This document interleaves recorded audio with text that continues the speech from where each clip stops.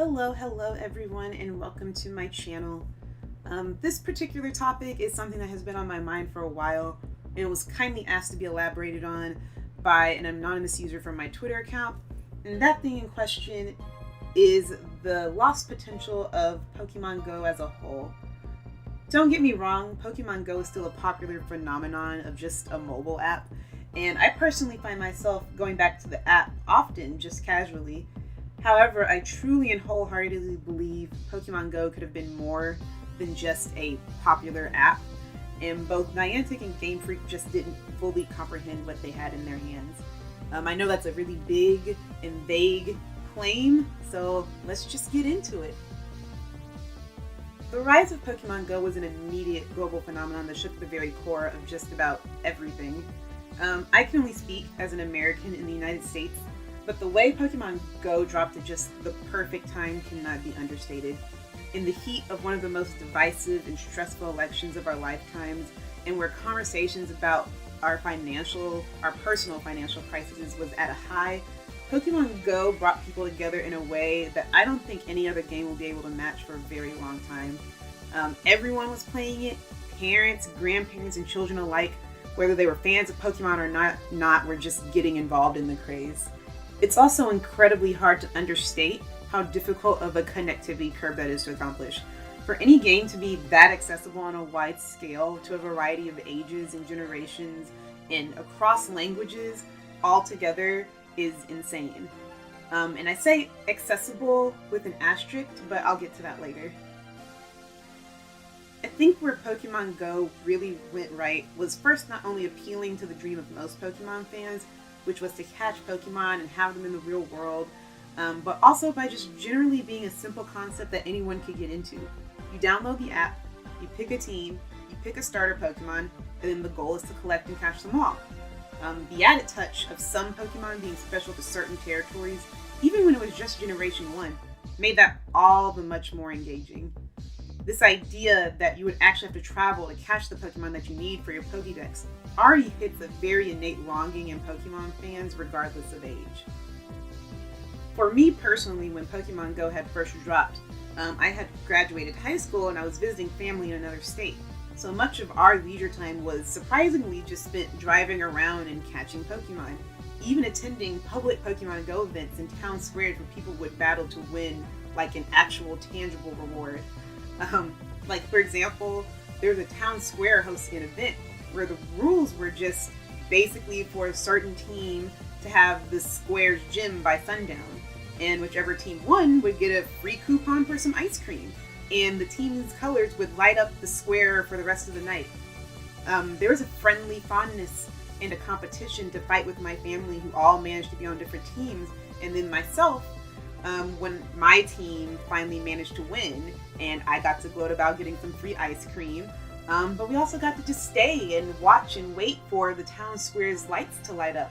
And I don't think that's something we would have normally done otherwise, even though I'm sure that's something that town square does just on a daily basis. The social aspect of Pokemon Go was incredible, and with that being true, so was just the economic aspect. The fact small businesses and parks could host events based on separate teams and create actual physical rewards for just being a Pokemon trainer is also just a dream come true for a lot of us. Not only were we catching them all, but we also had to train to be strong trainers, win gyms, and climb the ranks to be able to get free ice cream or a seat at the restaurant or whatever else the restaurant or the businesses were offering. And I say all this to really, really emphasize how hard the ball was dropped with this game in an irreparable way that deeply upsets me most days. And so this is where I get into my issue. Pokemon Go was lightning in a bottle that was not going to strike again unless it was really, really taken care of. And I want to make something clear before I continue. Pokemon Go is not a failed app in any sense of the word. It doesn't really have a tangible downfall story, considering it's still a very popular app that brings in millions of dollars.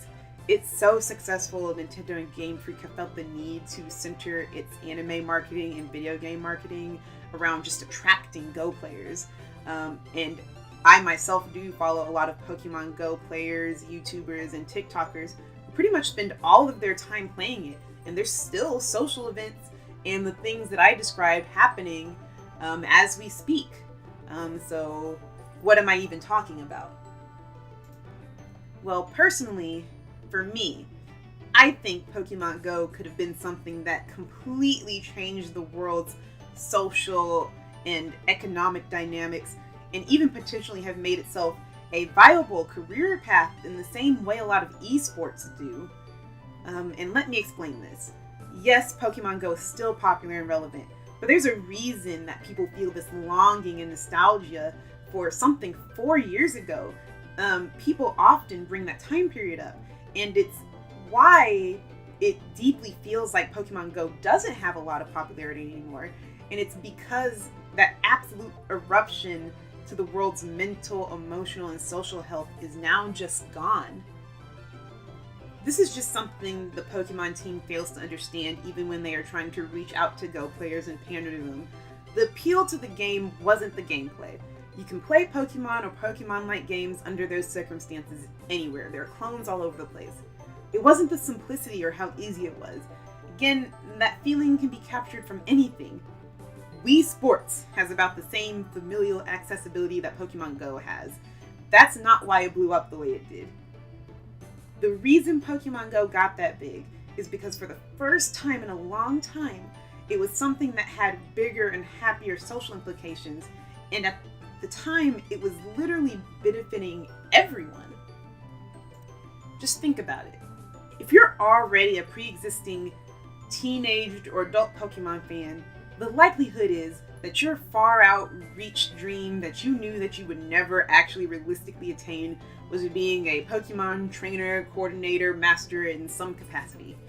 A lot of people compensate for this by actually being Pokemon competitive players or dedicating their career to actual Pokemon related research on YouTube or something.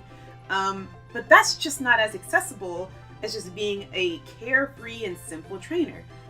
In the way that you could just be successful in your city, your village, a small little neighborhood, and thrive with Pokemon and win in competitions and just have a name for yourself just by doing that. The reality hits, and the reality is eventually you'll have to get a job, you'll have to go to another career, go to school, pay bills. Things a lot of people just desperately want to feel like it could be lighter than it is. And I don't mean for that to be, sad. I don't want to sound like a downer. A lot of careers are obviously more suited and more fun than being a Pokemon trainer. Even in the anime and the games, not everyone is a Pokemon trainer. But that's not the point. We had a humane, simple, and deeply effective game in the world that was so broken and glitchy in its launch that it broke a lot of these people's motivation and ultimately turned them away. And it sounds typical and expected, but I think what stings the most is that most people didn't put Pokemon Go down because they weren't having fun. It was because it felt like their enthusiasm was being taken advantage of, and that everything that they wanted wasn't coming to fruition. Then for the people who'd never played Pokemon before, and for the first time they were kind of getting the appeal of this thing that they'd been hearing about, were suddenly hit with this boredom and disengagement that only comes when something is monotonous and unchanging. If Pokemon Go was released in the form that it's in now, with the raids and the battles and the trading and the PvP, back in 2016, I have no doubt in my mind its hold on the globe would have lasted at least a little longer, if not completely just remained. But even still, it's still not quite there to really taking advantage of the fact that people wanted to get together and have new things to see. And that's why I bring up accessibility. The game is accessible in the sense that it's easy to figure out and it's free, but up until the pandemic, it also just failed to account for people who physically can't leave their house, or people who live in the middle of nowhere with not much going on around them, or even just the children who can really only go to certain places at a time. Maybe they can really only stay in their cul-de-sac or their neighborhood. And Pokemon Go is so focused on this aspect of, get out of the house and go. It's still not really an entirely social game. And then the thing everyone was looking forward to the most, just battling, The game itself continues to not really compensate itself with realistic or comfortable battle mechanics. It's not as complex as the mainline games, but having to battle by relentlessly tapping at your phone is so terribly unfun that most times I avoid doing any battles in the app, even though in the heat of its popularity, I really desperately wanted battles. When I open up the app, all I'm really doing is playing by myself to get shinies to move to my main Pokemon game, but I'm not even really thinking about what I can do with Pokemon Go in the world as much as I did think about that in 2016. It makes me so saddened that the potential of Pokemon Go is both restricted by it being a mobile game, but also too stubborn to break rakes a little bit. It makes it easier for people to be successful and have fun even if they can't travel as much, or even if they don't really have the money. The game is so focused on getting its money from people needing to buy the in-game items, it didn't seem like they really knew what to do when they could have gotten money by partnering with companies, small businesses, or even neighborhoods to create what would essentially just be a real-life trainer business, and a fruitful one at that. Something I always found myself personally imagining is just a Pokemon Go that was constantly expanding based on just human appeal, to the point that being an actual trainer is a thing, and there are small trainer domes established in individual cities and people's neighborhoods, and the technology can slowly improve to the point where Pokemon can actually just kind of be not real per se, but like actually usable and something anyone can be involved in as a hobby or as work. And maybe I'm a little hopeful, over hopeful maybe, and maybe a lot of what I'm wanting can't be accomplished until, I don't know, interactive holographic technology is mainstream. But if Pokemon Go had just taken its momentum in stride and truly taken advantage of what the world was feeling in that moment, who knows where we could be. And I can't emphasize that enough. They did not take advantage of what the world was feeling in the moment. That was the thing that they should have taken advantage of. They looked at Pokemon Go and saw how much money it was making them, but not how much it was bringing people together. And I think that's what really killed the app from having the impact that it had, that it just no longer has right now. And I guess the really unfortunate thing about all that is, despite what I'm saying, Pokemon Go is still successful. So Pokemon Go is still sailing, but at what cost? So far, it's really only doing good for Nintendo alone. And I'm not surprised about its monopoly on the Pokemon series. It's just that for now, a lot of its existence makes me feel numb rather than excited. I love the game itself, but instead of changing the world, or really trying to, what it's decided to become is a model for all of Pokemon, the series. From the games to the anime, Pokemon Go feels more isolating than it ever had the right to feel. Instead of helping Pokemon and its happier message expand, instead its concept has created just another segregation of people. Now there's Pokemon fans and Pokemon Go fans. The attempt to integrate the two was met with resentment and frustration, and the greater society at large is no longer connecting the way it had in that moment, and the existing fan base is just split into another corner now. Now, on its own, that's not a negative thing, but however, when I think about how much Pokemon wants this message to be friendship, love, togetherness, the whole world is filled with Pokemon and we can come together, they finally had that, and then they lost it.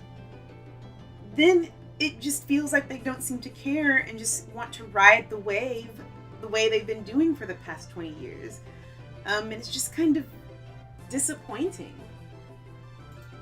I still find myself hoping and waiting for the day Pokemon realizes their franchise is more than just a franchise, and that they really have the means to bring the world together by just investing that much energy into the idea rather than the concept of it. A couple of years ago, I think that's a bit silly, because at the time, not every single person in the world was into Pokemon, but 2016 kind of showed me that Pokemon really can be something for everyone, like literally everyone. And they really just have to invest in that reality. Instead, lately, for the past couple of years, just as a Pokemon fan, you just have a lot of impassioned and numbed out adults that are looking for something to make them happy the way Pokemon did when they were a kid, and Pokemon Go had done that. And I can tell the Pokemon Company wants that. They want their adult fans and their longtime fans to get that feeling again. But they just really aren't as invested in it as they possibly could be. And I'm not quite sure why. I don't see investing in that feeling in a real way really being of detriment to anyone, especially the kids, when you have something that did what Pokemon Go did. And I really wish they would see that. I think that's really it. I just really wish they would see that. Niantic, Game Freak, the Pokemon Company, Nintendo, I don't care who it is. Whoever is really in charge of Pokemon, they really have the means to bring the world together by just investing that much into their idea rather than just the concept of it. And I'm hoping in a couple of years they realize that and really, really, really try it again. Pokemon Go was a social phenomenon that really doesn't deserve to be left on the wayside to just kind of be remembered as this LOL random time where everyone was so nice to each other and everyone came together. Like, it says something that happened. And, you know, in the future, I would really like to see something like that happen again. I don't want to think that something like that can't happen again. And maybe it won't be Pokemon, but if it were, that would make me all the more happier, because I think personally Pokemon is just the right franchise to bring that kind of togetherness back into the world again. That's really all I have to say on the subject for now. I'm sorry it wasn't heavily researched, but this is really just a getting my feelings out there video. What do you think? Do you also think Pokemon Go had the potential to be something big? Were you disappointed? Or do you think Pokemon Go was just like any other like fad, and putting that much stake into a Pokemon game is pretty silly? I feel silly for putting that much stake into a Pokemon game, so you don't have to tell me. But if you want to talk about it, you can comment down below and let me know. I'll be happy to listen. Just be nice. I know where I'm at. I know I know how I sound. Thank y'all for watching, and I'll see you all next time.